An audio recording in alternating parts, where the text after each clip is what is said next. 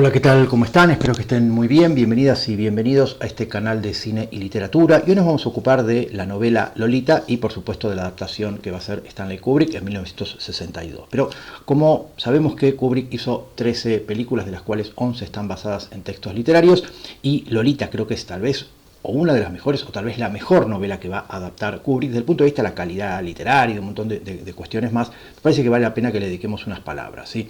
Recordemos que Lolita la escribe Nabokov, escritor ruso que se va a ir a vivir a Estados Unidos, escritor ruso exiliado, ¿sí? Asesinan a su padre, su familia se va, están un tiempo en Europa, luego se van a Estados Unidos, pero lo cierto es que Nabokov se convierte tal vez en uno de los escritores con una prosa inglesa más exquisita y extraordinaria, ¿sí? En ese sentido es como Conrad, ¿sí? Son escritores que trabajan con una lengua que no es la materna y sin embargo hacen un trabajo con la lengua de adopción absolutamente único y creo yo maravilloso. Por eso creo que si no leyeron Lolita, pongan pausa a este video, vayan a leer Lolita, es un placer. Si leen en inglés, mejor. Si leen en inglés, incluso recomiendo leer la versión anotada de Lolita, ¿sí? Primero leer la novela y después leer la versión anotada. Pero si no, leer la novela, que es un placer. Si la leen en castellano, hay muy buenas traducciones y creo que realmente se disfruta desde todo punto de vista. Es una novela polémica, desde ya, es la historia de un pedófilo, y Nabokov juega todo el tiempo con esta idea de hacernos poner en el lugar del pedófilo, de alguna forma de hacer sentir cierta identificación con el personaje. Es decir, es bastante cruel el trabajo que hace Nabokov, pero a él le gusta, era un poco sádico, un poco perverso,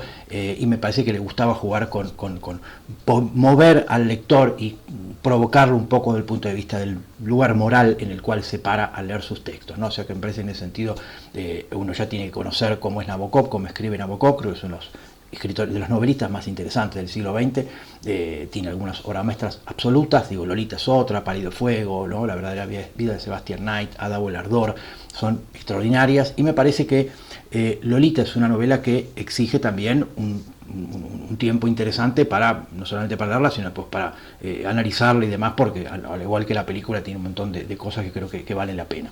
Decíamos entonces que es una gran novela desde el punto de vista del estilo, ¿sí? Desde el punto de vista de la escritura, desde el punto de vista del lenguaje, desde el punto de vista de lo que hace Nabokov con el narrador, con la trama, con los personajes, ¿sí? Y ahí es cuando uno empieza a ver la gran figura de Nabokov como escritor, como dueño de una técnica y de un conocimiento sobre lo que es la literatura absolutamente extraordinario. Quería ahí, en todo caso, me vino a la cabeza como para empezar a hablar de Lolita, una cita que es de Borges, ¿sí? Saben ustedes que Borges no solamente nace también como Nabokov en 1899, sino que tienen muchísimos puntos en común, ¿sí? Pero muchísimos. Digo, otro día vamos a hacer en todo caso un video sobre Borges y Nabokov, pero bueno, vale decir hoy en todo caso que se me ocurrió empezar a hablar de Lolita mencionando un texto de Borges, ¿sí? Porque va a decir una cosa que me parece súper atinada para pensar en Lolita, ¿sí? Y en otros textos de Nabokov también, pero para pensar en Lolita.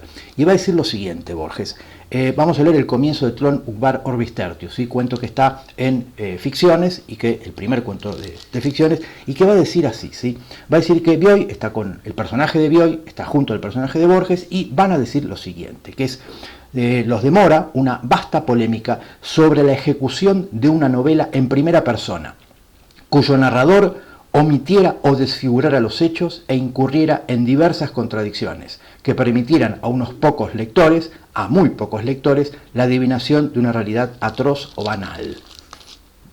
Esto es Nabokov, ¿sí? Este juego con el narrador, con la figura del narrador, ¿sí? Me parece que es lo que tal vez podemos pensar que al leer Lolita es fundamental tenerlo en cuenta. La figura del narrador y cómo el narrador nos engaña, nos manipula y nos miente, ¿sí? Si uno lee Lolita, tiene que tener en cuenta que el narrador es un sinvergüenza. El narrador está todo el tiempo manipulando al lector, engañándolo, mintiéndolo. Por eso hay que leerla entre líneas, por eso hay que no confiar en la figura del narrador cuando uno lee la Lolita. También pasa lo mismo con algunos cuentos de Borges, ¿sí? Si el narrador se pone en un lugar tal que no necesariamente es un narrador confiable, sino que es un narrador del cual tenemos que desconfiar, porque no nos está diciendo la verdad, nos está ocultando, nos está engañando cosas y por supuesto nos está queriendo manipular, para que creamos su versión, para que creamos en lo que dice él y para que en todo caso la historia, digamos, tal cual ocurrió, aparezca como por abajo, aparezca un poco escondida, aparezca enmascarada, ¿sí? Por eso creo que ahí hay algo que tiene que ver con la construcción del narrador en el siglo XX, en la literatura del siglo XX, que va a ser, por supuesto, uno de los temas que van a caracterizar el uso que la literatura del siglo XX va a ir haciendo del narrador, y creo que en el caso de Nabokov y en el caso de Borges, ambos han trabajado figuras del narrador muy interesantes en ese sentido. Pero creo que, volviendo a este punto, me parece que tener en cuenta esta frase de Borges paralela a Nabokov me parece más que atinado. Y por supuesto para leer Lolita. Y luego quería leer otra frase, que es de Nabokov, en sus lecciones de literatura rusa, que va a decir algo que me parece fundamental, para tener en cuenta para todo el cine y para toda la literatura que uno pueda leer o ver, porque me parece una de las claves de cómo sentarse a mirar una película o cómo sentarse a leer un libro. Y Nabokov va a decir lo siguiente, va a decir que,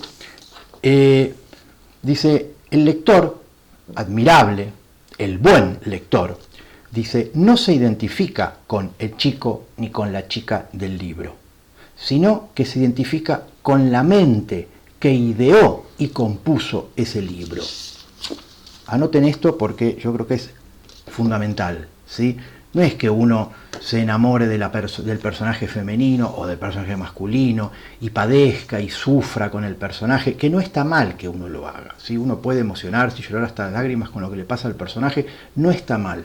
Pero, dice Nabokov, un buen lector, y yo agrego, un buen espectador de cine, no solamente va a vivir la película desde ese punto de vista, no solamente va a meterse en la piel de los personajes, sino que se va a interesar, fascinar y deslumbrar con el que inventó a esos personajes, con la cabeza que creó a esos personajes, con el escritor, con el narrador de esa historia. Es decir, hay algo que tiene que ver con que un buen lector, un buen espectador, se pone por encima de esos padecimientos de los personajes y por supuesto crea una figura de lector-espectador mucho más compleja, mucho más interesante, mucho más analítica, y tiene que ver con eso, con tratar de entender cómo funciona la cabeza de aquel que está contando esa historia, del escritor o del director. Y ahí es cuando me parece que uno se puede colocar en un lugar, me parece mucho más, como decía antes, mucho más interesante, ¿no? A la hora de disfrutar de una novela o de una película. Por eso creo que en ese sentido, no solamente les voy a recomendar este libro también, los libros de Nabokov sobre literatura europea, sobre literatura rusa,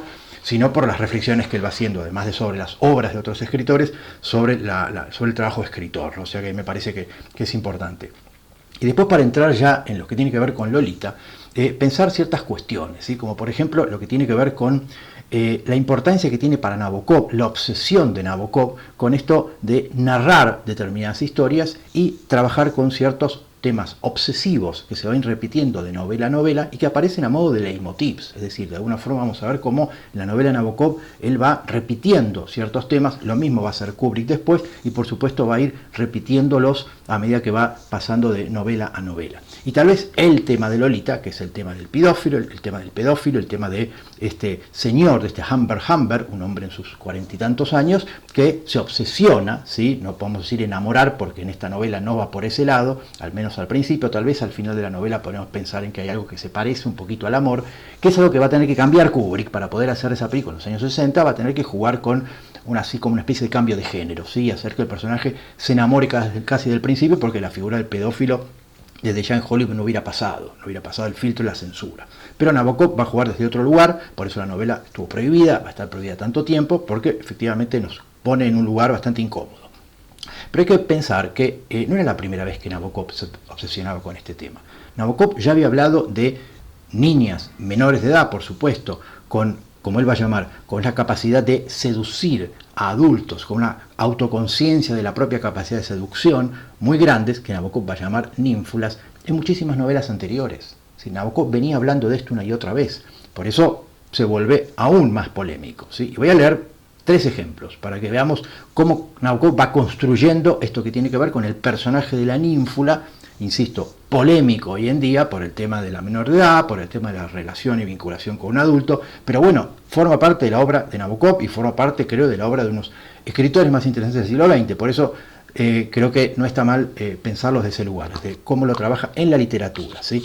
Y vamos a ir al Hechicero, que es tal vez uno de los antecedentes de Lolita, ¿sí? Que es una de las novelas cortas, cuento largo en todo caso de Nabokov, y que va a decir lo siguiente, va a decir: una niña de 12 años, jamás se equivocaba él, vestida de violeta, avanzaba rápida y firmemente sobre patines que no rodaban, sino que hacían crujir el pedregullo, cuando ella los levantaba y bajaba con pasitos propios de una japonesa. Se acercaban a su banco a través de una suerte variable según la luz solar.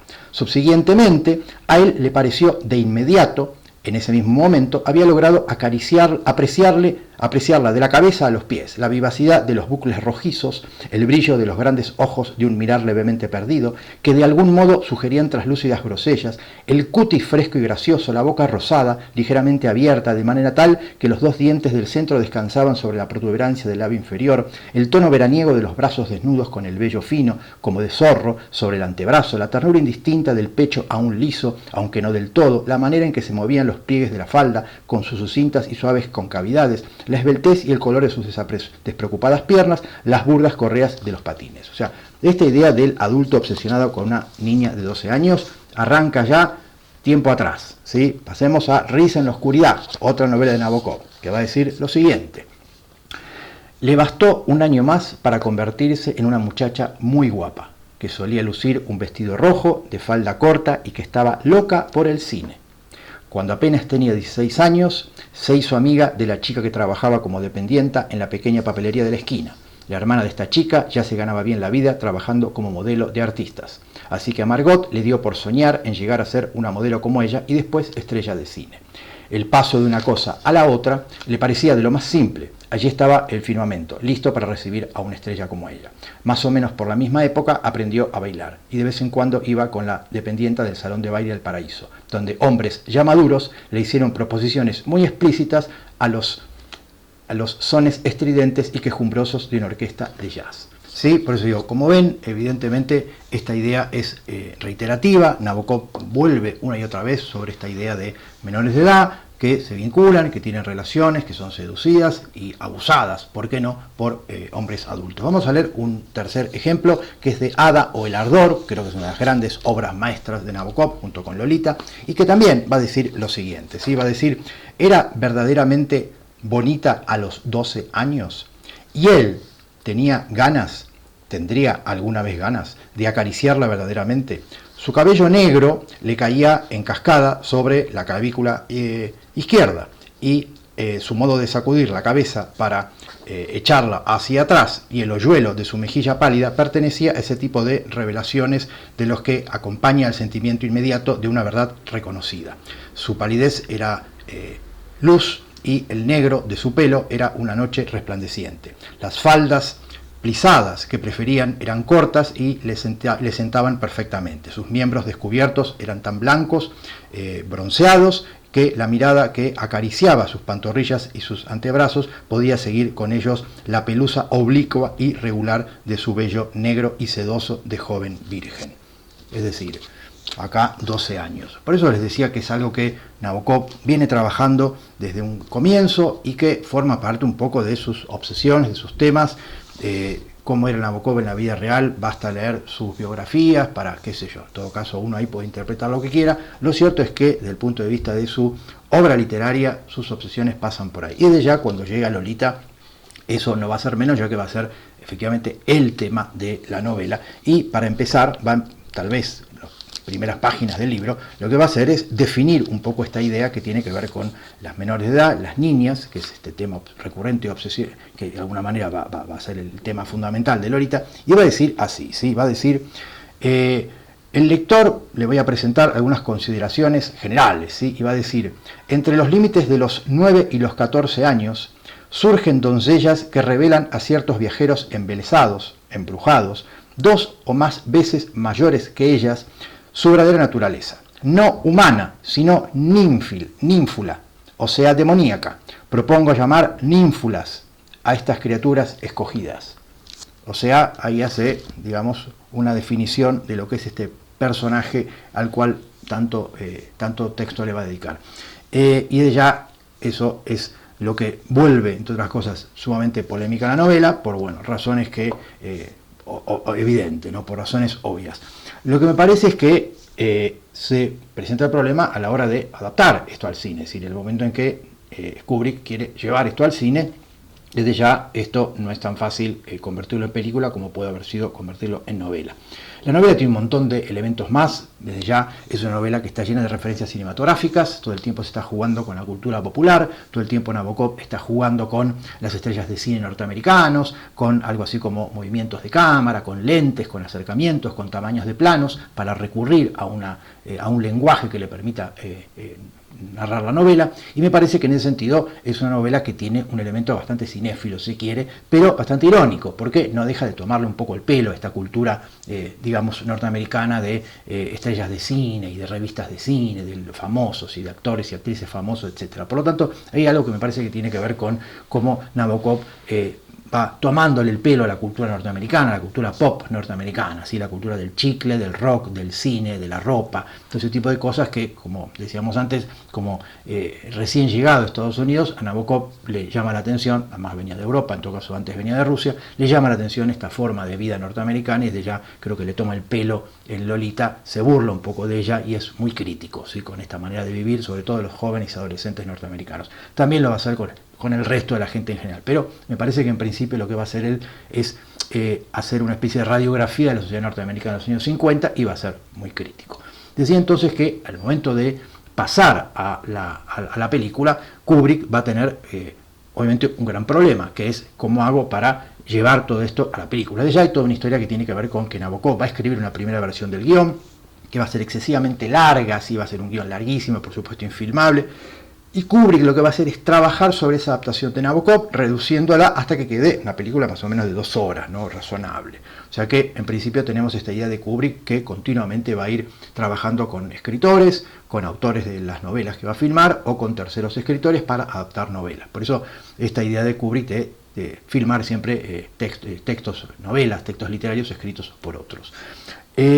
Lo que va a pasar con la adaptación de entrada es eso que yo mencionaba antes, que tiene que ver con algo así, con una especie de cambio de género, ¿sí? Es decir, allí donde la novela tiene un tono y tiene una cuestión que tiene que ver con el género, yo creo que Kubrick ahí va a ser va a empujar la novela en otra dirección, ¿sí? Va a ser una especie de comedia romántica, una especie de drama en todo caso, pero más hacia el lado de la comedia negra, de la comedia romántica, en donde va a plantear de entrada esta relación, algo así como una especie de enamoramiento. O sea, el personaje de Humbert como que se enamora de entrada de Lolita, ¿sí? Si vemos la escena inicial en la cual ellos se conocen, veremos que casi él se deslumbra a la manera de un enamoramiento, y la historia está contada, me animo a decir, y por ahí algún comentador lo ha dicho, como si fuera una historia de amor entre un ser humano y una rana, ¿sí? Una historia de hadas, digamos, la historia entre la bella y la bestia, digamos, ¿no? O sea, como una especie de historia de amor, de cuento infantil, en la cual un personaje humano se enamora de una criatura bastante particular, y que por supuesto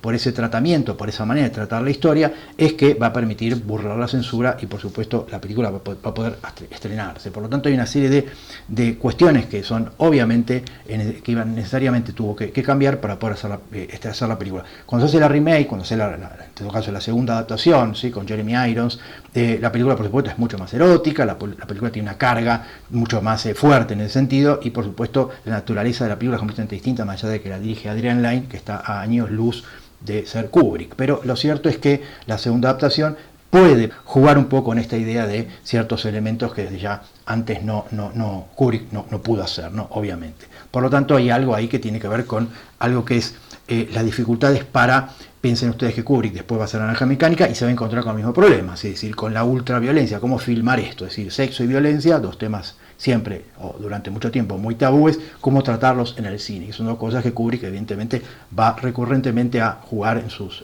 textos, ¿no? Por eso digo que son adaptaciones polémicas, adaptaciones interesantes para ver cómo resuelve ese problema. Desde ya lo que plantea la novela, y que además es, cuando yo les decía antes, qué es lo que Kubrick lee cuando lee una novela que le interesa llevarla a la pantalla, y aquí me parece que hay cosas en Lolita que son bastante evidentes, ¿no? Que tienen que ver sobre todo con, yo he mencionado en otra clase, y también lo voy a recordar hoy, ese texto de Freud que se llama El malestar en la cultura, ¿sí? Que tiene que ver con esta idea de aquello que el ser humano, aquello que las personas, aquello que que vivimos en las sociedades modernas tenemos que hacer para poder llevar adelante la vida en común, ¿sí? Y cómo tenemos que hundir, cómo tenemos que tapar, cómo tenemos que reprimir los instintos, cómo tenemos que reprimir todo aquello que tiene que ver con lo animal y lo salvaje para poder construir una sociedad. O sea, cómo de alguna forma, si nosotros no somos capaces de reprimir esas cosas, nos matamos en la calle, ¿sí? Nos tiramos encima los unos a los otros. Por lo tanto, hay algo que tiene que ver con la represión, que por supuesto va a pasar factura. Es decir, esa represión tiene un costo. Y eso evidentemente se va a traducir en problemas muchas veces de violencia, que son los que aquejan muchas veces a las sociedades. Esto que va a plantear Freud, entre otras cosas más, en el malestar en la cultura, va a estar muy presente en Lolita. Es decir, como este hombre, que de alguna manera señor de 40 y pico de años, inglés, que asume una materia, tiene que ir a Estados Unidos, a un colegio, a dar una materia, e inmediatamente lo que va a hacer es estar en tensión entre su construcción racional, ¿sí?, de ser europeo, educado, culto, con el deseo que lo empieza a comer. Es decir, ¿cómo hace este hombre? Reprime ese deseo, que es lo que haría cualquier o la mayoría de las personas. Reprimimos ese deseo que podemos llegar a tener ante una situación amorosa, ante un amor prohibido, o lo dejamos fluir. Bueno, como él lo deja fluir, lo deja seguir adelante, es que se le viene el mundo abajo porque comete todo tipo de torpezas y de errores. Por lo tanto, ahí aparece esto que tiene que ver con la incapacidad de Humbert de reprimir, en todo caso, su deseo, y al llevarlo adelante se destruye su carrera y se destruye a sí mismo, ¿sí? Y aquí aparece esto que es el tema de Kubrick, ¿sí? Esto que decíamos siempre de este plan que el personaje tiene, que en este caso va a ser sacarse de encima a la madre de Lolita y poder tener una relación con esta niña. Este es el proyecto, el plan que tiene este personaje: irse a vivir juntos a un pueblo donde nadie los conozca y poder estar juntos. Este proyecto de vida, por supuesto, se va a venir abajo, es decir, vuelve a aparecer en Kubrick esta idea de el plan concebido racionalmente, que por supuesto fracasa y hace además que el personaje caiga estrepitosamente, en este caso le vaya pésimamente mal, ¿no? Por eso están todos los temas de Kubrick. Cuando uno empieza a leer la novela, empieza a darse cuenta que todos los temas de Kubrick están en la novela, ¿sí? El maltrato infantil, el maltrato, en este caso el abuso de una niña, y después esto que tiene que ver con este plan que fracasa, además de otros temas, ¿sí?, que van a estar dando vueltas por ahí, pero vemos que efectivamente al ver Lolita, al leer la novela Lolita, nos vamos a dar cuenta: por acá puede haber pasado Kubrick, por acá pasa el interés de Kubrick, como Kubrick ve en esa novela un montón de cosas que ya de alguna forma estaban presentes en su cine y van a estar presentes en su cine. Recordemos que su primera película se llama Miedo y Deseo, Fear and Desire, y si hay un tema que aparece en Lolita es el deseo, ¿sí? Entonces de alguna manera vemos cómo empieza a encajar una novela como Lolita en la filmografía de Kubrick a medida que vamos viendo cómo se va a ir después desarrollando en sus otras películas, ¿no? Por eso creo que hay algo que tiene que ver con empezar a ver las razones por las cuales un director elige una novela, qué es lo que ve en esa novela y qué es lo que de alguna forma después al adaptarla resalta, subraya, y qué es lo que deja de lado. Por eso creo que ahí hay algo que tiene que ver con estas elecciones que va haciendo Kubrick. Otro tema va a ser el del doble, que por supuesto va a estar ahí presente todo el tiempo, ¿sí? Es decir, pensemos que el personaje de Peter Sellers, que aparece por primera vez en una película de Kubrick y va a repetir en Doctor Strangelove, hace dos personajes, ¿sí? Entonces ya hay una figura ahí que es dual, y después Kubrick va a plantear la película en tanto una especie de duelo entre el personaje de Humbert y el personaje de Quilty. Esto en la novela no está tan marcado, esta cacería, esta cosa que yo decía antes, cuando el director se erige en una especie de jugador de ajedrez que mueve a sus piezas a placer, y por supuesto lo que vamos viendo es cómo Kubrick va jugando con sus personajes como si fueran piezas de un juego, ¿no? Y es cuando les decía antes que tiene mucho que ver esto de cómo Kubrick se plantea esa distancia, ¿no?, que va a tomar siempre en sus películas con respecto a sus personajes. Y volvemos a esto que decíamos de Kubrick, de Nabokov, cuando dice que lo que importa no es tanto lo que le pasa a los personajes, sino cómo la cabeza del escritor o del cineasta planean la suerte de esos personajes. Por eso creo que ahí es cuando se vuelve interesante tener en cuenta estas observaciones teóricas que fue haciendo Nabokov sobre la literatura, en tanto la mirada de un buen espectador, un buen lector, que no se posa tanto en los detalles de lo que le ocurre a los personajes, sino en esa mente, en ese cerebro. Volvemos al tema del ser racional, del juego con las formas, del juego con lo que tiene que ver con la literatura como artificio, del cine como artificio, que es lo que va a hacer, por supuesto, Nabokov y en todo caso Kubrick, ¿no? Y en ese sentido creo que Lolita es un buen ejemplo de ver cómo Kubrick, en una de sus primeras películas, pensemos que Lolita es la cuarta o quinta película de Kubrick, ya empieza a jugar con eso que después va a ser mucho más evidente en 2001, Naranja Mecánica, El Resplandor, ¿no?, que es cómo se plantea frente a una historia, cómo se para frente a una historia y frente a los personajes. Entonces decía, el doble por supuesto va a aparecer ahí como tema fantástico, como tema que Kubrick siempre va a jugar. Desde ya esto que yo planteaba antes, de personaje de Humbert, que es como si fuera una especie de némesis, ¿sí?, respecto a la figura de Claire Quilty, el personaje de Peter Sellers, que también juega con la idea de doble. Por supuesto, como decía antes, se va a volver a repetir, si vamos a volver a verlo en 2001, en Barry Lyndon, en El Resplandor, este juego de espejos, esta cosa especular, esta cosa que se duplica, ¿no?, esta cosa que tiene que ver con las simetrías. Desde ya, como decimos siempre, en Kubrick aparece esta idea dentro del encuadre. Si bien Lolita en ese sentido es la menos rigurosa en cuanto a lo que tiene que ver con los encuadres, que ya vimos en otras películas, lo cierto es que sigue estando ahí esa obsesión por una puesta en escena, por un trabajo visual realmente muy cuidado. Por eso creo que en ese sentido dentro de lo que es la trayectoria de Kubrick, me parece que Lolita es una película importante por la cantidad de elementos que ya empieza a poner en juego y que por supuesto va a desarrollar más y mejor en las películas que vienen después, ¿sí? El otro tema que me parece que es importante a tener en cuenta dentro de lo que es el trabajo de Nabokov y después lo que va a ir haciendo Kubrick es el lugar de la familia, que va a ser algo así como una mirada constante y continua que va teniendo Kubrick y que por supuesto están en Nabokov respecto a la familia. En las películas de Kubrick las familias siempre son disfuncionales. Desde ya siempre aparece el hijo único o la hija única, ¿sí? Que es un motivo que también se va a reiterar, ¿sí? En Lolita, en El Resplandor, en Eyes Wide Shut, siempre las parejas tienen un hijo único y las parejas están mal, ¿sí? Las parejas se llevan mal. Hay problemas internos o en este caso de Lolita, la mujer es viuda y en el caso de la pareja que forma Humbert con la madre de Lolita, con Charlotte, es una pareja espantosa. Por lo tanto, una vez que se conforma una pareja, es una pareja que no pega ni con cola. Y desde ya cuando hay una pareja conformada, la pareja solamente funciona mal y tiene problemas de todo tipo. Es decir, la mirada de Kubrick de la pareja siempre es bastante pesimista, ¿no? Como que de alguna forma la convivencia entre hombres y mujeres para Kubrick siempre es problemática. Teniendo en cuenta que en su vida personal es un tipo que estuvo casado durante prácticamente toda su vida con una persona y según su testimonio era un marido y padre ejemplar. O sea que le gustaba en todo caso en sus películas mostrar lo opuesto, mostrar lo contrario a lo que practicaba en su vida. Pero creo que sí es importante es ver cómo él trabaja este motivo de la familia, de los hijos, de las relaciones, sobre todo de poder entre unos y otros, como las relaciones muchas veces son perversas entre los padres y los hijos, o en este caso entre un padrastro y su hijastra. Hay un elemento siempre de crueldad, de maltrato, de abuso, y por supuesto es lo que me parece alimenta un poco la novela Lolita. Por lo tanto, ahí aparece esta idea que me parece que es importante, que es cómo Kubrick vuelve sobre un tema que le interesa, que le obsesiona, da una variante respecto a lo que habíamos visto antes y lo que vamos a ver después, y que va a seguir, por supuesto, dándole vueltas a eso. O sea, siendo el tema que obsesiona a Kubrick, lo que vemos es que va a retomarlo en sus películas siguientes. Va a volver a estar en Strangelove, va a volver a estar en Naranja Mecánica, en 2001, etcétera, etcétera. Se van repitiendo estos temas a modo de variaciones, o como dijéramos, variaciones sobre los mismos temas, como si fueran temas musicales. Kubrick los va tomando, los va retomando y los va modificando según la historia, según la novela que adapta. Pero tiene que ver con esta idea de la obra del director, que evidentemente tiene obsesiones personales y que en sus películas las va desarrollando a modo de temas y por supuesto encontrando las respectivas variaciones respecto al tema anterior y lo que va a presentar después. Por eso me interesa tanto que veamos a los directores en tanto tener en cuenta la obra, además de cada una de las películas, tener en cuenta la obra, la totalidad de su obra, lo que fue desarrollando a medida que iba filmando, lo que fue desarrollando como artista en tanto a su visión del mundo, a su cosmovisión, ¿sí? Por eso creo que en ese sentido hay que tratar de tener en cuenta, cuando uno piensa un buen director, un gran escritor, esto que tiene que ver con la totalidad de la obra, porque nos permite empezar a ver un poco cómo funciona esto que tiene que ver con poner a dialogar una obra con otra. Por eso creo que en ese sentido es lo que estamos tratando de hacer ahora. Así que terminamos acá.